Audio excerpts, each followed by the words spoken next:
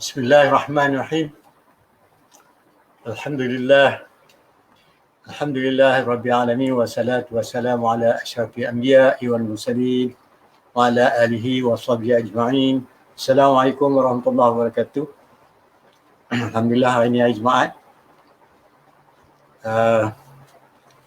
Kita pun dah selesai dengan tugas kita, insyaAllah. Hari ini saya akan sambung balik cakapan saya berhubung dengan tajuk yang kita tajuk, iaitu perkembangan kognitif bahagian 2 ataupun cognitive development. Ini merupakan sebahagian daripada ilmu ataupun pembelajaran apabila kita nak mengetahui hasil-hasil daripada percakapan seseorang, terutama seorang yang ingin menjadi seorang coach ataupun dan sebagainya. Jadi hari ini sembang-sembang master coach akan bincang lanjutan, tapi yang ni ingat tuan-tuan dan puan adalah di peringkat sembang-sembang. Jadi menurut kata more of this normal discussion, bincang dari segi penambahan ilmu, juga bincang sesuatu yang kita rasa boleh menambah ilmu, menambah nilai. Apa yang kita buat, sama ada kita seorang consultant ataupun coach ataupun apa sajalah yang kita buat sebagai ada. Ini merupakan satu sharing berhubung dengan macam mana yang kata perkembangan pemikiran. Dan semalam bahagian pertama saya telah menjelaskan bagaimana dikatakan perkembangan pemikiran. So hari ini saya nak cakap sambung balik. Hari ini kalau sempat about 35 minutes kan. Kalau ada question answer, insyaAllah saya akan sambung. Jadi hari ini sengaja saya cuba ada sikit hal lewat sikit, ada meeting. InsyaAllah saya cuba juga sekat mana yang ada orang berminat untuk mendengar lah. Okey, bila kita berfikir dalam satu bentuk lagi, apabila kita kata thinking, saya dah tanya apakah itu thinking, apa lagi kita kata pemikiran. Ingat tuan-tuan, ini merupakan satu perbincangan. Ya. Jadi kalau tuan-tuan nak tambah dan sebagainya, ini sebagai satu orang kata new thing. Kita melihat dari satu sudut yang mungkin berlainan pada selalu kita mendengar. Apa kata pemikiran? Dia kata dalam kita sebut pasal pemikiran ni, dia melibatkan dua essential. Dia punya ingredient atau essential ingredient ataupun kita kata bahan-bahan dia. Pertama sekali stance. Stance ni dia kata kita punya kepribadian, kita punya behavior, kita punya style dan sebagainya. Stance. Yang kedua kita punya tool, macam mana kita guna tool.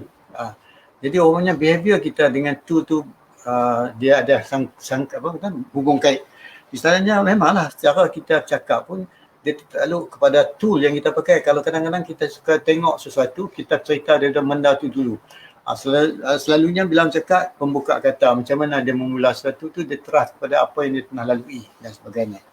Jadi style ni ataupun behavior ni dia mengikut social, emosi dia dan social emotional emosi dia dan macam mana dia bergaul dengan seseorang. Especially ini dia akan menjadikan sebagai satu epistemic ataupun epistemically sebagai sesuatu yang dia sentiasa buat sesuatu, dia berteraskan kepada di situ.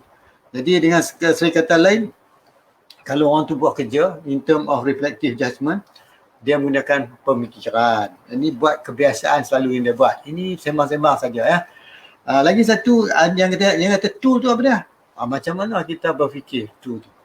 Itu dia panggil pattern dia ataupun thought pattern, perkembangan corak-corak pemikiran kita. Sama ada orang tu dia pakai logik, saya dah terang dah tadi satu pun logical thinker ataupun dialectical. Dia ada dialectical ataupun logik, itu kebiasaan orang pakai. Kebanyakan orang pakai logical. Jadi walaupun kedua-dua stand atau kita punya kewibawaan, kita punya sifat dan tool yang kita pakai, ini sama ada kita menggunakan dia panggil thought form dan sebagainya. Di sinilah yang mana seringkali kita kata dia tertakluk pada perkembangan adult development, dia perkembangan dewasa. Jadi itu yang katakan perkembangan dewasa. Dia mengikut peringkat-peringkat dan mengikut kejayaan peringkat seseorang kebolehan dalam menyampaikan, bercakap dan membuat sesuatu yang sama ada dalam segi tugasan dan sebagainya. Selalunya dia dapat ni semua daripada kita muda, kita develop sampai kita berkembang, sampai kita nak belajar. So perkembangan pemikiran kita pun tertakluk. Kalau kita nak belajar, maka dia berkembang. Kalau kita tak belajar, dia tak berkembang. Kalau walau bagaimanapun, perkembangan ni semua tertakluk kepada kita punya sifat-sifat kita punya semua jadi. Berhubung dengan ni juga, bila orang kata menyentuh tentang pemikiran, dia sangkut paut dua. Satu dengan ego kita dan satu dengan pemikiran kita. Ego ni menurut kata kadang-kadang ego tu ikut kita punya cara sendiri, cara orang lain kita tak terima misalnya. So dia terletak pada ni. Lepas tu kalau kita lagi dewasa, maka ego kita lagi kecil. Maksudnya kita mula berfikir sesuatu yang luar pada kebiasaan kita, ataupun kita melihat sesuatu yang luar daripada kemampuan kita kadang-kadang. Dan kita kadang-kadang buat sesuatu yang kita suka, tapi kadang-kadang kita tengok juga sesuatu yang kita boleh pelajari. Menunjuk kata ego kita tu dah makin kecil. Jadi kecil. Kalau dulu yang mana I suka lah, I nak dengar, tak mau dengar, tak apa. Itu sebab itu bila kita pergi belajar, maka kita kembangkan pendapat, kita kembangkan kita punya perception. Jadi maka berlakulah sikit orang kata perubahan. Jadi macam kita melihat sesuatu, bila kita berkembang, kita menemui seseorang, kita bercakap sesuatu yang kita faham mudah. Dan selama kita faham tu dua. Satu, dia bukan saja faham tu, dia tahu sebab menyebab mengapa dia, dan dia boleh explain, dia boleh menyatakan sesuatu dengan jelas. Menunjuk kita dia tak terikat dengan sesuatu mengikut orang kata kadang-kadang kita nak berbincang ni, kita kena ada ilmu untuk mendengar apa orang tu kata dan menerima dulu apa dia orang tu kata, baru kita bagi idea kita. Ada setengah orang dia bincang dengan kita, dia tak mau dengar cakap kita, dia expect orang tu dengar cakap kita. Ini follow our ego. Itu dah. Tapi bila kita dah berkembang, kita makin dewasa, ada setengah orang dia kurang yang tu, dia lebih suka mendengar apa orang kata, dia kata setuju ke tak setuju, baru dia cakap. Menunjuk kata dia mendengar dulu.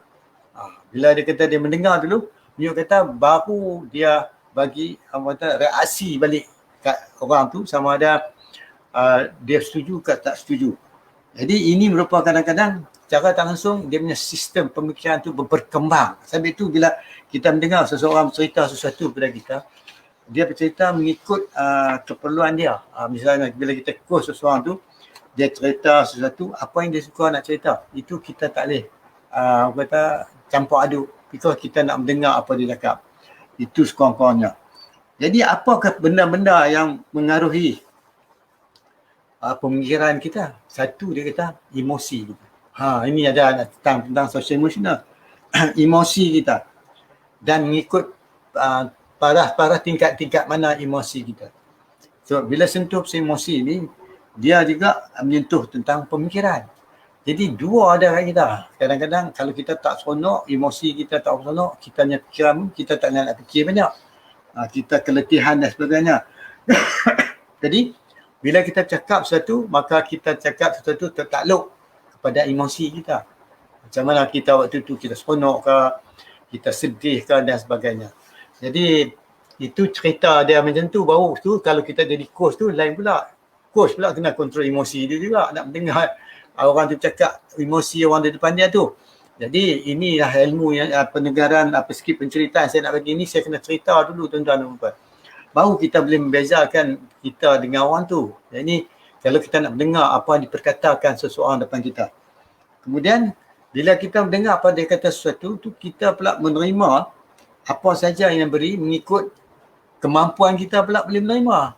Boleh mengikut kita punya experience, mengikut kita punya pahaman, mengikut kemampuan kita nak memahami apa yang dia perkatakan. Itu dia. Jadi kalau emosi kita waktu tu kita tak meresah, kita tak seronok, kita tak boleh dapat dengan lebih jelas apa yang dia sampaikan. Sebab tu bila kita mendengar orang cerita pasal kerja dia cerita pasal syarikat dia, ada satu pendengaran yang boleh membantu kita untuk membantu dia, iaitu melalui pendengaran. Jadi yang ni saya cerita rambang supaya tuan-tuan boleh memahami dia. Yang kedua, dia tertakluk juga peringkat-peringkat bagaimana kita menggunakan pemikiran. Dia kata pasar pemikiran. Jadi benda-benda macam ni menunjuk kata bila kita cakap sesuatu, kita tertakluk kepada kebiasaan kita, kita tertakluk emosi kita di waktu tu. Jadi kalau emosi kita seronok, okey. Kalau MC tak seronok, kadang-kadang dia cakap pun kita rasa susah nak faham. Itu. Sebab tu kadang-kadang bila orang cakap satu, dia cakap terkonsep. Kita tak faham apa dia punya konsep pun menjadikan isu juga. Sebab tu kita kena ada teknik-teknik. Yang ni saya cerita tentang macam mana kita berfikir. Jadi dan juga macam mana kita mengikuti perkembangan dewasa. Kadang-kadang orang datang kata, Encik, saya ingin cari jalan supaya perniagaan saya meningkat. Okay. Tetapi bila dia cerita, dia tak banyak cerita pasal perniagaan dia. Dia cerita keadaan diri dia. Pernah berlaku tak? Itu biasa. Jadi rupanya, walaupun dia cerita kenal diri dia, rupanya cara dia itulah, cara sikit banyak membayangkan cara dia mengendalikan perniagaan dia. Sebab tu kita kena tahu bila dia bercakap sesuatu, walaupun dia bercakapkan berterah pengalaman dia. Secara tak langsung orang kata dia mencerita sesuatu tu daripada sudut fahaman emosi dia waktu tu. Emosi ni bukan bersedih saja dah. Dia punya keperluan, dia rasa seronok dia bercakap, dia rasa seronok dia nak cerita. Jadi kita ni orang kata hanya sekadar mendengar. Jadi bila kita faham macam tu, baru kita dengar. Kadang-kadang dia bercakap menggunakan banyak logik. Maksud dia, yang kita logik ni dia mengikut kebiasaan selalu. Alright? Kalau kita katakan kita jarang mendengar sesuatu dengan arti kata mendengar yang saya maksudkan, maka kita tak tangkap. Sebab setengah orang bila main sedih dia dapat tangkap. Dia kalau main seronok dia dapat tangkap. Kalau in between dia tak dapat tangkap apa makna dia. So, rupanya sebelum kita jadi coach, kita kena tahu macam mana emosi kita, macam mana kita boleh kontrol emosi supaya kita boleh dengar apa yang diperkatakan oleh pelanggan kita. Itu keseluruhannya sebelum saya nak terang tentang pemikiran. Jadi bila peringkat pemikiran pula, setengah orang bila dia pakai logik, dia ada 4 peringkat dalam lifespan dia. 4 peringkat logik dia. Okey. Peringkat pertama dia, dia menggunakan common sense. Yang ni kalau orang kita yang pergi universiti, yang pergi belajar tu tahulah common sense. Dia guna kau biasa. Common sense dia tu, dia ikut kebiasaan dia. Yang kedua, dia faham logik. Common sense tu dia faham logik. Bila dia faham logik, maka dia bercakap ikut sikun bentuk yang dia suka.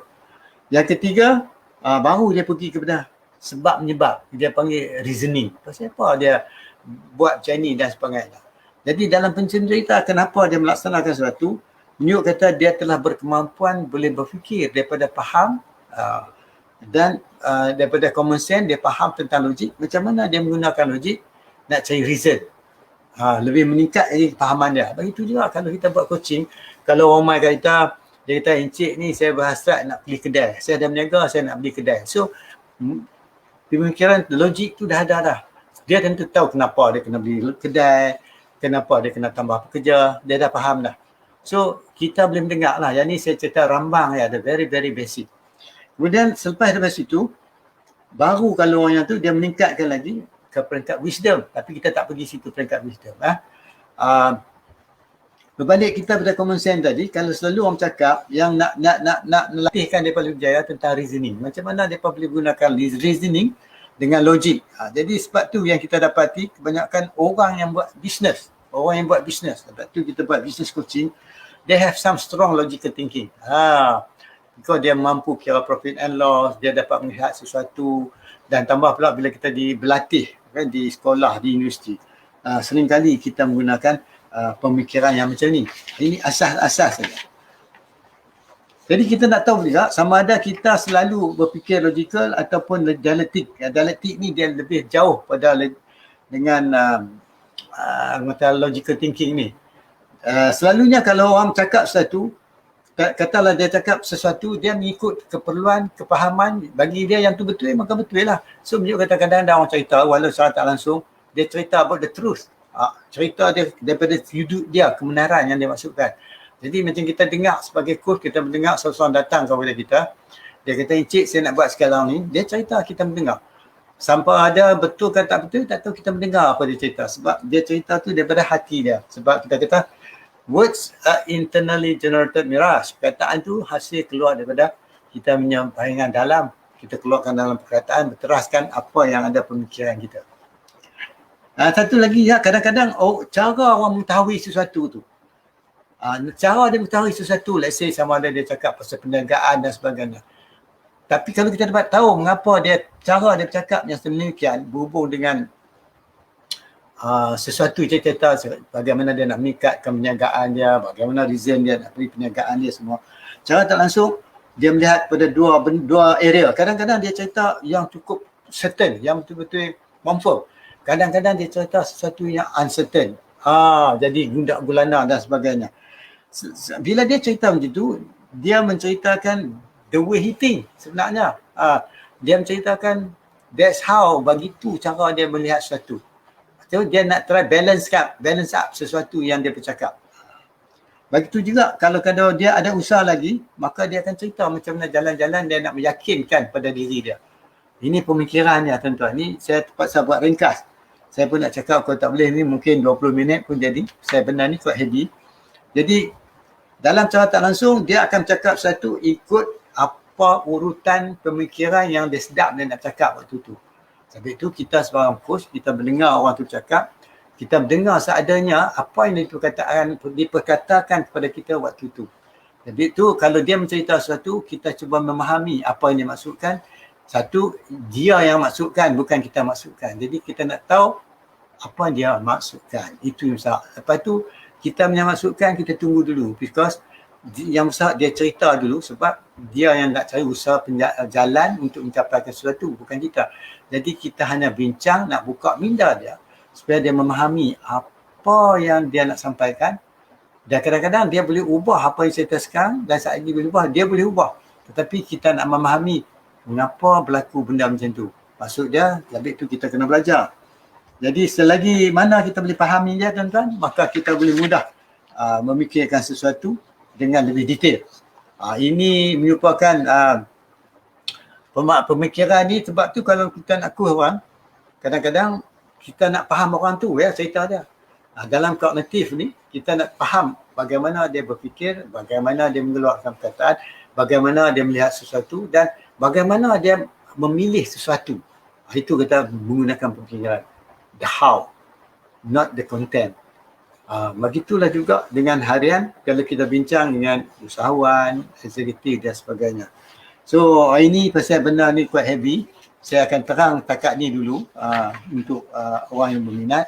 Kalau ada apa-apa soalan, tuan-tuan boleh tanya saya. Sebab hari ni memang saya pun cuba nak buat seringkas yang boleh. Sebab ini sambungan pada semalam, saya dah buat kupasan bagaimana seseorang menerangkan sesuatu. Dan kita pula bila kita menggunakan pemikiran, sebab itu kalau kita punya stance, sifat kita semula jadi, kita kata kita bercakap sesuatu, kita mungkin berdiam diri dulu, kita mendengar apa dia perkatakan, kita cuba faham apa dia sebut. Baru kita boleh appreciate. Sebab tu dalam kita nak mendengar ni, kita faham apa seorang tu sampai kepada kita, kita appreciate kepada dia sebab kita terima seadanya apa yang disampaikan oleh orang yang bercerita dengan kita itu. Sebab dengan demikian, dia boleh cerita lagi banyak dengan kita. Sebab kalau kita nak membantu orang, kita kena bagi dia cakap apa yang dia cakap. Sebab tu kita kena belajar betul-betul, di mentor dan ada teknik-teknik tertentu. Dan lain-lain orang tak sama pemikirannya, lain-lain orang tak sama dia punya penyampaian, lain-lain orang tak sama dia punya tumpuan. Jadi maka di sinilah kita kena mendengar. Rupanya walaupun saya cakap tentang kognitif, social emotional tak boleh tinggal, emosi tak boleh tinggal sebab kadang-kadang apa yang kita sampaikan, bagaimanapun kita pakai fikiran kita, tapi kadang-kadang mengikut emosi. Kalau emosi kita tak apa sonok, maka penyampaian kita pun lain. Kadang terbantu, orang kata tergendala dan sebagainya. Yang kedua, sepertinya saya sembang tadi tuan-tuan dan puan-puan, bila dia cerita common sense ni, selalunya dia yang kata common sense, dia bercerita sesuatu apa yang dia percaya, dia trust. Atau kadang-kadang absolutely certain, sesuatu yang dia yakin, dia sedap cerita. Pasal dia dah lalui, kedua dia ada pengalaman, ketiga mungkin dia rasa, ini memang patut dia kupas. Lagi banyak dia kupas, maka kadang-kadang di situlah kadang-kadang minda dia terfikir balik apa yang dia sampaikan.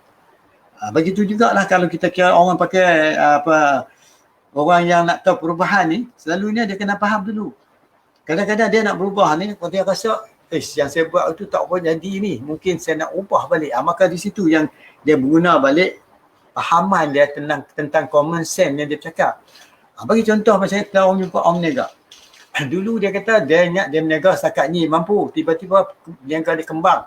Terlalu kembang sampai dia kena tambah produk, dia kena tambah orang kata kaki tangan, dia kena tambah modal. Kalau dulu dia rasa, oh saya percaya saya boleh berniaga setakat ni saja. Tetapi selepas dia berniaga, baru dia dapati, ruang lingkup untuk berkembang memang ada. Maka di sinilah kadang-kadang yang kata perubahan dalam pemikiran mengikut keadaan suasana. So kadang-kadang bila kita ceria, kita rasa okay, very good. So what we do, we intend to increase kita punya perniagaan. Hasil dia, tambah sekali kita ingat perniagaan kita kecil saja. Tiba-tiba perniagaan kita boleh berkembang. Sampai 9.5 orang sampai berjuta. Kecil asal. Dia menunjuk kata perkembangan perniagaan sama kadang-kadang dengan perkembangan pemikiran. Tetapi walau bagaimana, perkembangan pemikiran dia pun tertakluk kepada emosi dia. Emosi dia pula, dia tertakluk pada relationship dia dengan orang ramai. Yang tu dia kata emotional development, ataupun dia kata dia tertakluk pada social emotional. Bagaimana dia bergaul dengan seseorang, bagaimana dia menggunakan pemikirannya. Sebab tu lagi lama kita berbincang dengan orang, kadang-kadang kita boleh mendengar, kadang-kadang kita pun terfikir apa dia katakan, menyebabkan setengah orang berubah dia punya pendapat dan sebagainya. Okey, saya dah cakap lebih kurang 24-25 minit. Hari ini saya ingat saya tak mau cakap banyak. Habis kuat pun saya nak cakap 4 jam, setengah jam je. Pasal ini dah nak maghrib kan, kita maghrib. Jadi about 6:40 ke 6:45 saya akan stop. Melainkan kalau ada apa-apa soalan. Sebab apa yang saya cakap ni merupakan satu statement, kenyataan tentang kalau kita nak dengar seseorang bercerita. Nak dengar macam mana dia bercakap, sama ada dia pakai kognitif ataupun social emotional ataupun emosi. Kedua-dua social emotional dengan kognitif ni, bila ditembungkan kedua-dua, ini dia panggil capability. Capability ni yang membuka perubahan apapun kena berubah daripada peringkat capability. Jadi kompetensi itu dia tertakluk hasil dari perubahan dua elemen ini, social, emotional dan kognitif. Okey, saya rasa ini pun quite interesting, quite heavy. Jadi melainkan kalau ada apa-apa soalan boleh saya bincang. Kalau ada soalan sila nyatakan, nanti saya tengok kalau ada. So far tak ada soalan apa-apa. Yang ni saya cuba terang ni. Zembam satu, perkembangan kognitif. Macam mana kita guna pemikiran kita. Satu lagi saya ada terang sikit itu social emotional. Jadi bagaimana kita cakap menggunakan kognitif. Selalunya orang katakan menggunakan kognitif ni, dia menggunakan banyakkan logik. Perkara logik. Orang berniaga banyak menggunakan logik. Alright? Sebab tu logik ni mustahak. Tapi kalau terlalu banyak logik kita tak boleh berkembang. Pasal kalau you setengah orang katakan lah, saya ada boleh takat tu, tak boleh dah. Ambil kata it's not necessary that. Sebab tu dia kata 2 campur 2 boleh jadi 10 bukan 4. Dari segi orang kata pemahaman sesuatu. Because sekarang ni pula dalam zaman era sosial ni, dia kata there is no answer. Dia kata no exact thing. InsyaAllah selalu berubah. Dan dalam pemikiran juga dan kepercayaan dia orang, there is nothing certain. Tak ada satu pun yang tetap. Semuanya uncertain. InsyaAllah. Tapi itu kita macam Islam, kita selalu kata insyaAllah. Jadi kalau kita kata sesuatu tak uncertain, maka situlah kita kena balancekan social emotional kita dengan kognitif. Kalau kita tak balancekan social emotional dengan kognitif, kadang-kadang itu yang jadi gundah gulana, uncertain, panik dan sebagainya. Tetapi dengan pertemuan kita dengan coach boleh bantu kita tuan-tuan dan puan-puan untuk memahami lebih dalam dan lebih lanjut lagi. Apa yang saya sampai sini adalah baru orang kata mukadimah.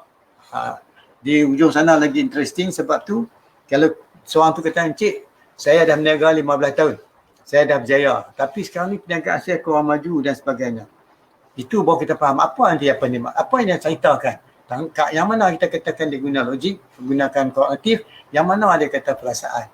Ini elemen-elemen ni sebagai sedikit penambahan sahaja. Ya. Bukannya orang kata ni saja ikut. Kalau tuan-tuan nak memahami lanjut lagi, memang kena ikuti kursus dia lah. Okey, kalau tak ada apa-apa soalan, saya rasa saya stop sini saja. Sekarang ni dah 6.40. Okey. Saya ucapkan ribuan terima kasih kepada sahabat-sahabat kita yang masuk. Mungkin hari ni 5-6 orang saja masuk. Hari ni Jumaat. Okey. Mungkin orang dalam travelling nak balik. Jadi saya ucapkan syabas lah yang nak dapat masuk. Saya dah cakap lebih kurang 27 minit. Jadi insyaAllah kalau ada apa-apa lagi besok saya akan buat. Nanti saya akan maklumkan. Tetapi selalunya saya akan buat sama cepat atau lambat ikut keadaan dan masa. Nampak gaya di sini KL dah redup dah, macam nak hujan tapi tak hujan lagi. Macam semalam hujan lebat juga. Ini dia tak hujan. Dan saya jangka pasal hari ini ramai. Mungkin ada setengah orang balik kampung. Hari ini Jumaat. Orang balik kampung dan cuti Saturday, Sunday kan. Jadi saya ucapkan ribuan terima kasih kepada sahabat-sahabat yang dapat masuk. InsyaAllah kita sambunglah pada hari esok. Sambungan ke pasal ketiga. Ketiga ni lagi lanjut. Yang mana saya akan tunjuk contoh-contoh, example, ayat-ayat yang diguna pakai. Jadi tuan-tuan ni mengetahui, ikutilah cakapan saya besok. Saya bagi contoh ayat yang disampaikan, bagaimana benda tu kita mendengar. Jadi baru kita boleh nak menolong dia. Okey, saya ucapkan terima kasih, mohon maaf silap cakap dan sebagainya. Dan jumpa lagi tuan-tuan dan puan besok. Assalamualaikum warahmatullahi wabarakatuh.